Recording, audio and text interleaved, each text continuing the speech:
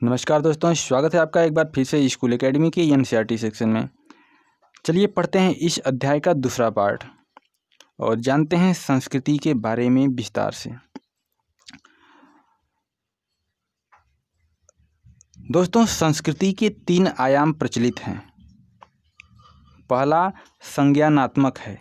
इसका संदर्भ हमारे द्वारा देखे या सुने गए को व्यवहार में लाकर उसे अर्थ प्रदान करने की प्रक्रिया के सीखने से है, अर्थात अपने मोबाइल फ़ोन की घंटी को पहचानना, किसी नेता के कार्टून की पहचान करना।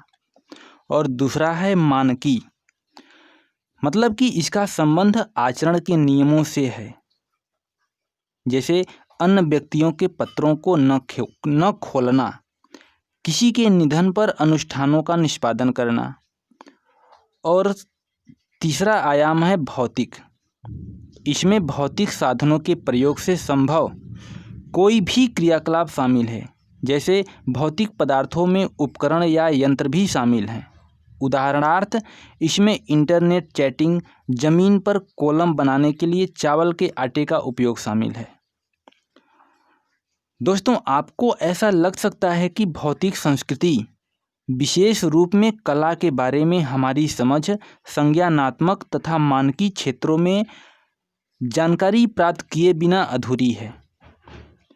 यह सही है कि सामाजिक प्रक्रिया के बारे में हमारी विकासशील समझ इन सभी क्षेत्रों की जानकारी से बनेगी, परंतु हम पाएंगे कि एक समुदाय में जहां कुछ लोगों को साक्षरतात्मक निपुणता प्राप्त है, वहां वास्तव में निजी पत्र अन्य व्यक्तियों द्वारा पढ़ा जाना एक नियम सा बन गया है। परंतु जैसा कि हम नीचे पाएंगे, इनमें से प्रत्येक क्षेत्र पर अलग अध्ययन महत्वपूर्ण अंतर्दृष्टियां उपलब्ध कराता है। तो चलिए सबसे पहले हम देखते हैं संस्कृति के संज्ञानात्मक पक्ष को। दोस्तों, किसी भी व्यक्ति द्वारा अपनी संस्कृति के संज्ञानात्मक पक्ष की पहचान इसी संस्कृति के भौतिक पक्ष, जो कि वास्तविक दिखाई देने वाले या सुनाई देने वाले हैं, तथा इसके मानकी पक्ष जो सुस्पष्ट दिए गए हैं, की पहचान करने की तुलना में कठिन होता है। संज्ञान का संबंध समझ से है। अपने वातावरण से प्राप्त होने वाली समस्त सूचना का हम कैसे उपयोग करते हैं। साक्षर समाजों में विचार किताबों तथा दस्तावेजों में दिए होते हैं, जो पुस्तकालयों, संस्थाओं या संग्रहालयों में सुरक्षित रखी जाती है, परंतु निरक्षर समाजों में दंत कथाएँ या जनश्रुतियाँ याददाश्त में रहती हैं तथा मौखिक रूप में हस्तांतरित की जाती हैं। वहाँ मौखिक परंपरा के विशेषज्ञ होते हैं, जिन्हें अनुष्ठानों या उत्सवों के अवसर पर यह सब सुनाने तथा याद रखने का प्रशिक्षण दिया जाता है।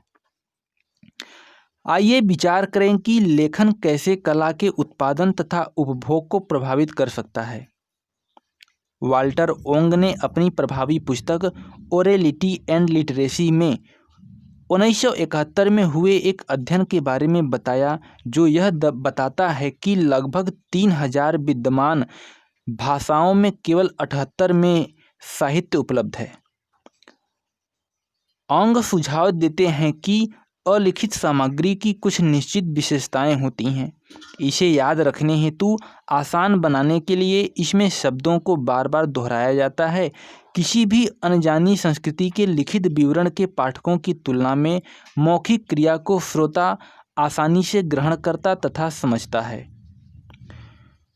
मूल पाठ को जब लिखा जाता है तो वह विस्तारित हो जाती है। ऐतिहासिक तौर पर हमारे जैसे समाजों में साक्षरता केवल अधिक सुविधा प्राप्त व्यक्तियों को ही उपलब्ध हुई है। समाजशास्त्री अध्ययनों का प्रायः इस बात की खोज से सरोकार रहा है कि जिन परिवारों में कोई भी व्यक्ति कभी स्कूल नहीं गया हो, उनके जीवन के लिए साक्षरता को कैसे प्रासंगिक बनाया जाए। इससे अप्रत्याशित उत्तर भी प्राप्त हो सकते हैं, जैसे कि एक सब्जी विक्रेता पूछता है कि उसको वर्ण अक्षर जानने की क्या आवश्यकता है, जबकि वह दिमाग से गणना कर सकता है कि उसके ग्राहक को उसे क्या देना है। समकालीन विश्व हमें अत्यधिक रूप से लिखित, श्रव्य एवं दृश्य रिकॉर्ड पर विश्वास करने की छूट देता है। तथापि भारतीय शास्त्रीय संगीत के विद्यार्थियों को अभी भी उनके द्वारा प्राप्त ज्ञान को याद रखने के लिए कहा जाता है और इसे लिखने के लिए हतोत्साहित किया जाता है। हमें अभी भी इलेक्ट्रॉनिक साधनों, बहुविध माध्यमों, मोबाइल तथा इंटरनेट के प्रभावों की पूरी जानकारी नहीं है। क्या आप सोचते हैं कि ये नई प्रणालियाँ हमारी एकाग्रता की अवधि तथा संज्ञानात्मक संस्कृति पर प्रभाव डालती हैं? चलिए अब देखते हैं संस्कृति के मानकी पक्ष को।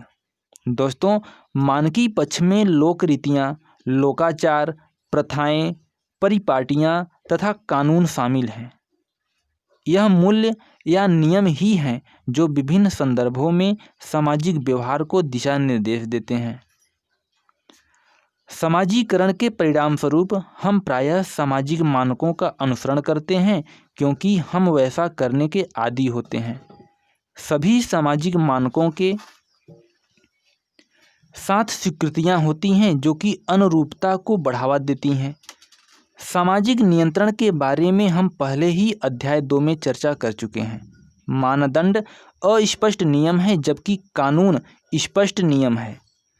फ्रेंच समाजशास्त्री पियरे बोर्दियू ने हमें याद दिलाया है कि जब हम किसी अन्य संस्कृति के मानकों को जानने का प्रयास करते हैं तो हमें याद रखना चाहिए कि उनमें कुछ अस्पष्ट आपसी समझ होती है। उदाहरण के लिए, यदि कोई व्यक्ति उसे दी गई किसी चीज़ के लिए आभार व्यक्त करना चाहता है तो उसे उसी तत्परता से वापसी उपहार नहीं देना चाहिए, अन्यथा ऐसा दिखाई देगा कि वह मित्रवत व्यवहार के स्थान पर अपना ऋण अदा कर रहा है। दोस्तों, कानून सरकार द्वारा नियम या सिद्धांत के रूप में परिभाषित औपचारिक स्वीकृति है जिसका पालन नागरिकों को अवश्य करना चाहिए।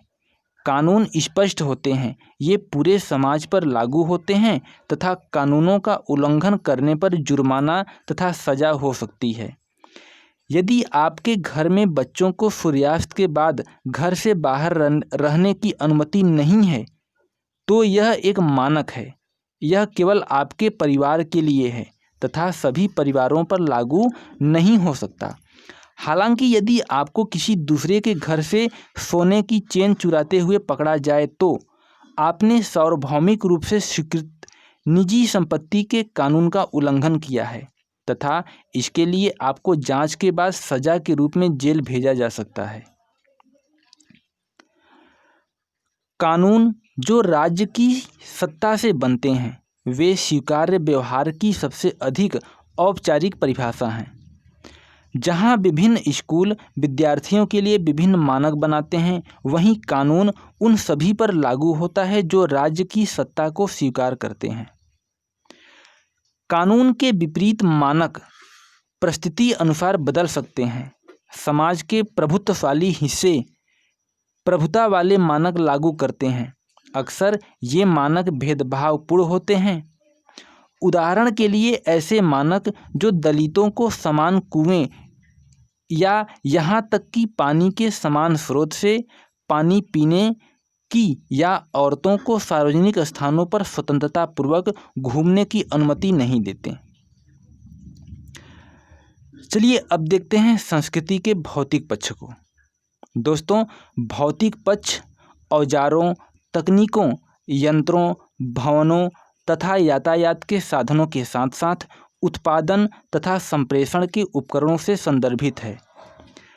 नगरीय क्षेत्रों में चलित फोन, वादक यंत्रों, कारों तथा बसों, एटीएम, रेफ्रिजरेटरों तथा संगणकों का दैनिक जीवन में व्यापक प्रयोग तकनीक पर निर्भरता को दर्शाता है। यहाँ तक कि ग्रामीण क्षेत्रों में ट्रांजिस्टर, रेडियो का प्रयोग या उत्पादन बढ़ाने के लिए सिंचाई के लिए जमीन के नीचे से पानी ऊपर उठाने के लिए इलेक्ट्रिक मोटर पंपों का प्रयोग तकनीकी उपकरणों को अपनाए जाने को दर्शाता है। सारांश में संस्कृति के दो सैद्धांतिक आयाम हैं, भौतिक तथा अभौतिक। जहाँ संज्ञानात्मक तथा मानकी पक्ष अभौतिक हैं, वहीं भौतिक आयाम उत्पादन बढ़ाने तथा जीवन स्तर को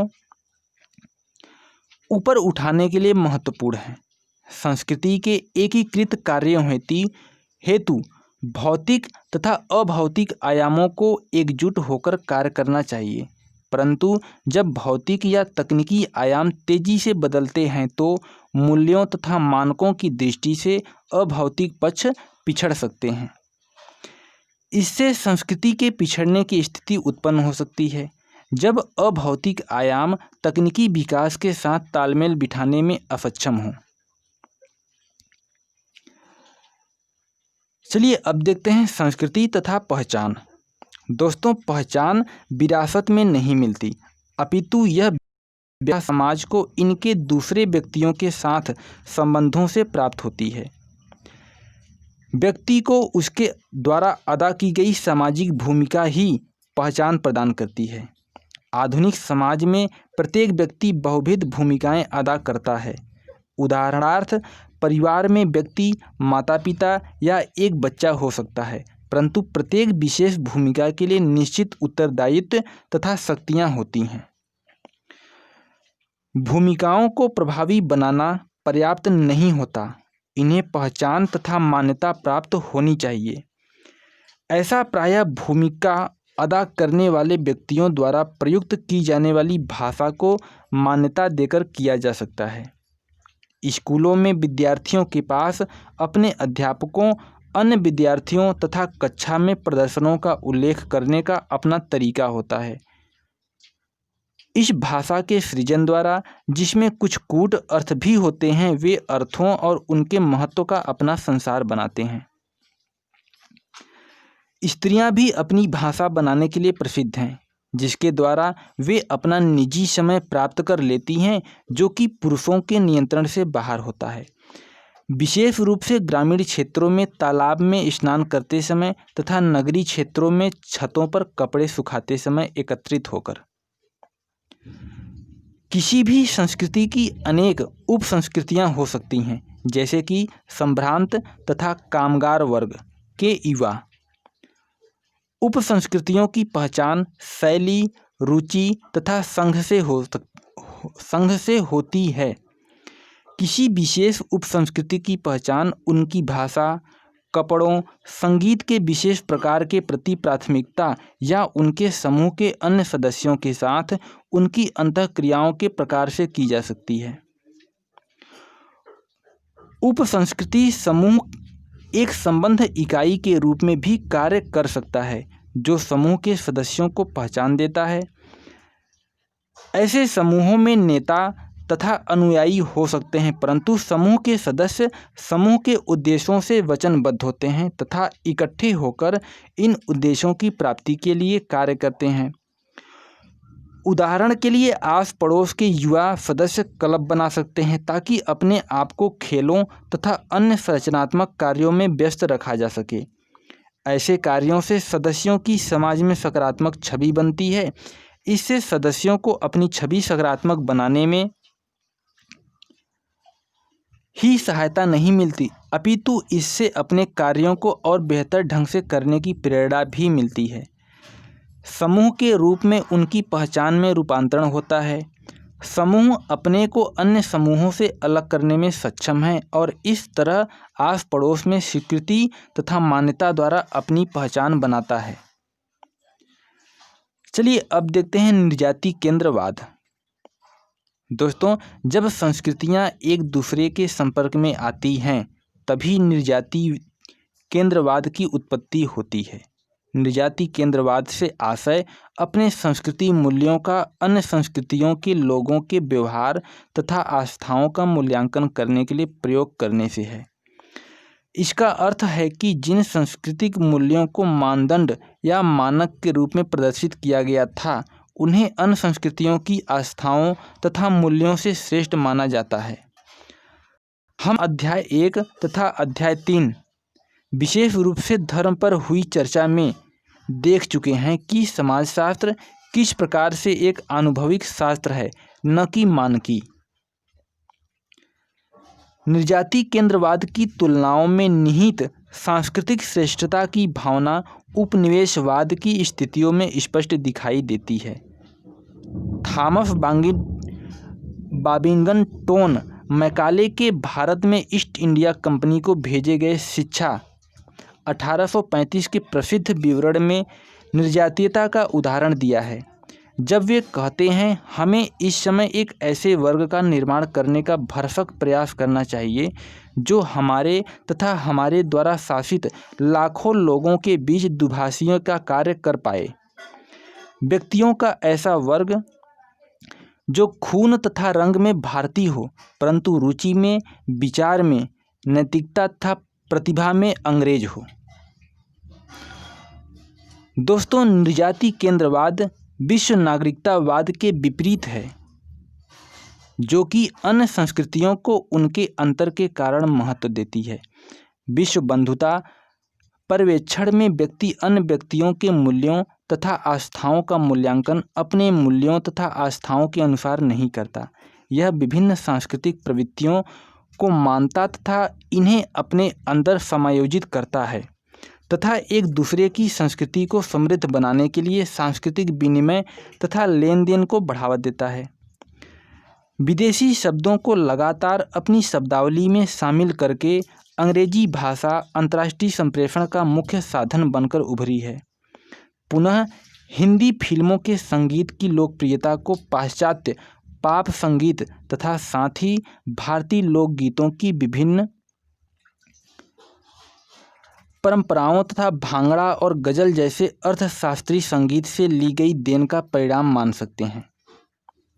दोस्तों, एक आधुनिक समाज सांस्कृतिक विभिन्नता का प्रशंसक होता है तथा बाहर से पड़ने वाले सांस्कृतिक प्रभावों के लिए अपने दरवाजे बंद नहीं करता, परंतु ऐसे सभी प्रभावों को सदैव इस प्रकार शामिल किया जाता है कि ये देसी संस्कृति के तत्वों के साथ मिल सकें।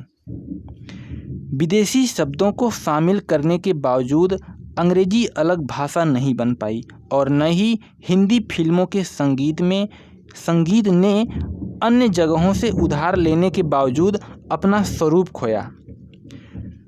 विविध शैलियों, रूपों, श्रव्यों तथा कलाकृतियों को शामिल करने से विश्वव्यापी संस्कृति को पहचान प्राप्त होती है। आज सार्वभौमिक विश्व में जहां संचार के आधुनिक साधनों से संस्कृतियों के बीच अंतर कम हो रहे हैं, एक विश्वव्यापी पर्यवेक्षण प्रत्येक व्यक्ति को अपनी संस्कृति को विभिन्न प्रभावों द्वारा सशक्त करने की स्वतंत्रता देता है। दोस्तों, बॉक्स में दिए गए शब्दों को देखें। क्या आपने ये शब्द सुने हैं या बातचीत में कभी इनका प्रयोग किया है? हिंग्लिश शीघ्र ही विश्व विजेता बनेगी। प्रचलित कुछ हिंग्लिश शब्दों में एयर डैश मतलब कि ट्रेवल बाय एयर, चड्ढीस मतलब कि अंडर पेंट्स, चाय मतलब कि इंडियन टी, करोड़ मतलब कि 10 मिलियन, डकैत मतलब कि थीप, देसी मतलब लोकल, डिक्की मतलब कि बूट, गोरा मतलब कि वाइट पर्सन, जंगली मतलब कि अनकाउथ, लाख मतलब कि 1 लाख, लंपट मतलब कि ठग, ऑप्टिकल मतलब कि स्पेक्टिकल्स, प्रीपोन मतलब कि ब्रिंग फॉरवर्ड, स्टेपनी मतलब कि स्पेयर टायर तथा वुड बी मतलब कि फियांस तथा फियांसी शामिल हैं। एक रिपोर्ट के अनुसार हिंग्लिश में ऐसे अनेक शब्द या वाक्यांश शामिल हैं जिन्हें ब्रिटेन या अमेरिका वासी शायद आसानी से न समझ सकें। इनमें से कुछ अप्रचलित शब्द जैसे पक्का है, जो राज के स्मृति चिन्ह हैं। अन्य नवनिर्मित शब्द भी हैं जैसे टाइम पास, जिसका अर्थ है समय व्यतीत करने के लिए कोई भी कार्य करना। भारत में व्यवसाय करने को आकर्षित करने की सफलता ने हाल ही में एक नई क्रिया को जन्म दिया है। वे व्यक्ति जो किसी कंपनी के कर्मचारी न होकर भी भारत से उसके लिए कार्य करते हैं, उन्हें बैगलोरड कहा जाता है। चलिए अब देखते हैं सांस्कृतिक परिवर्तन के बारे में। दोस्तों, सांस्कृतिक परिवर्तन वह तरीका है जिसके द्वारा समाज अपनी संस्कृति के प्रतिमानों को बदलता है। परिवर्तन के लिए प्रेरणा आंतरिक या बाहरी हो सकती है। उदाहरण के लिए आंतरिक कारणों में कृषि या खेती करने की नई पद्धतियाँ कृषि उत्पादन को बढ़ा सकती हैं, जिससे खाद्य उपभोग की प्रकृति तथा कृषक समुदाय की जीवन शैली में परिवर्तन आ सकता है। दूसरी तरफ बाहरी हस्तक्षेप जीत या उपनिवेशीकरण के रूप में हो सकते हैं, जिससे एक समाज के सांस्कृतिक आचरण तथा व्यवहार में गहरे परिवर्तन हो सकते हैं। प्राकृतिक वातावरण में परिवर्तन अन्य संस्कृतियों से संपर्क या अनुकूलन की प्रक्रियाओं द्वारा सांस्कृतिक परिवर्तन हो सकते हैं। प्राकृतिक वातावरण या पारिस्थितिकी में परिवर्तन से लोगों की जीवन शैली में महत्वपूर्ण परिवर्तन हो सकते हैं। जब जंगलों में रहने वाले समुदायों को जंगलों तक जाने तथा इसकी उपज से कानूनी प्रतिबंधों के कारण या जंगलों के समाप्त होने के कारण रोका जाएगा, तो इसके निवासियों तथा उनकी जीवन शैली पर अनेक विपरीत प्रभाव हो सकते हैं। उत्तर पूर्वी भारत के साथ साथ मध्य भारत में रहने वाले जनजातीय समुदायों पर जंगली संसाधनों में कमी का सबसे बुरा प्रभाव पड़ा है। विकासात्मक परिवर्तनों के साथ साथ क्रांतिकारी परिवर्तन भी हो सकते हैं, जब किसी संस्कृति में तीव्रता से बदलाव आता है और इसके मूल्यों तथा अर्थकारी व्यवस्थाओं में महत्वपूर्ण परिवर्तन होते हैं, तभी क्रांतिकारी परिवर्तन होते हैं। क्रांतिकारी परिवर्तनों की शुरुआत राजनीतिक हस्तक्षेप, तकनीकी खोज या पारिस्थितिकी रूपांतरण के कारण हो सकती है। फ्रांसीसी क्रांति 1789 ने फ्रांसीसी समाज में श्रेणी क्रमता की स्टेट व्यवस्था को नष्ट किया, राजतंत्र को समाप्त किया तथा अपने नागरिकों में समानता, स्वतंत्रता तथा बंधुता के मूल्यों को जागृत किया। जब कोई अलग समझ प्रचलित होती है तो संस्कृति में परिवर्तन होते हैं। हाल के वर्षों में प्रचार तंत्र, इलेक्ट्रॉनिक तथा मुद्रण दोनों में आश्चर्यजनक विस्तार हुआ है। क्या आप सोचते हैं कि प्रचार तंत्र ने विकासात्मक या क्रांतिकारी परिवर्तन किए हैं? अब हम संस्कृति के विभिन्न आयामों से परिचित हैं। व्यक्ति तथा समाज के बीच की पारंपरिक क्रिया, जिससे हमने अध्याय 1 में शुरुआत की थी, के बिंदु पर वापस आने के लिए अब हम सामाजिकरण की संकल्पना की ओर चलते हैं। दोस्तों, इस वीडियो क्लास में इतना ही, और सामाजिकरण के बारे में हम अगले वीडियो क्लास में देखते हैं। तब तक के लिए नमस्कार।